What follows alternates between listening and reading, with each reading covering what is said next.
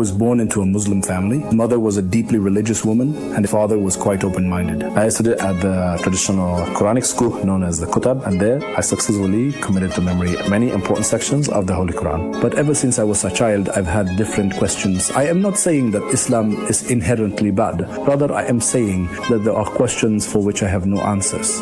There are some deep questions for which I haven't found real answers. I searched for it in Islam. I didn't find any answers. For example, a question regarding the issue of multiple women, specifically polygyny. What exactly is the distinction between committing adultery and having female captives? These are questions that arise, such as why was the Prophet the only one permitted to marry more than 4 wives? My primary and most significant source for understanding Islam was the Holy Quran itself, and what truly piqued my interest and raised my questions were the very general, superficial answers that simply did not touch my heart or soul.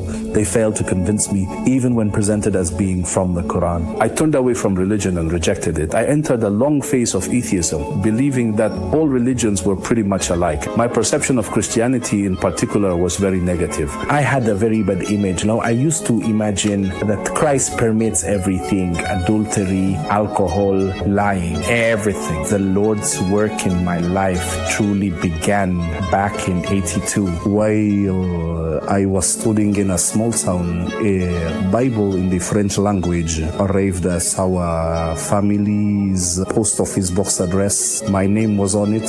I came across a simple blue book and decided to look through its pages. Then I began to read the book. I was alone in my room. I was reading the Holy Bible, specifically the Gospel of Luke. This was during Ramadan.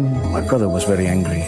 How could I be reading the Gospel during Ramadan? But I felt myself to be incredibly, profoundly happy. I still think about how I cried. I truly cried like a very small child. And in those tears, there was such a deep sense of joy and mercy. I started talking to myself, saying, "Oh Lord." I told him, "Lord, I truly want to know the truth. I want to say that a Christian loves to follow Christ, no matter the cost, no matter what people say. I want to speak about Christ." And I chose in that moment. I said, "I follow Christ." When we confess our faith and truly believe in Him, we then experience the greatest freedom, knowing that we are righteous in the sight of God and that we are accepted by Him through Christ.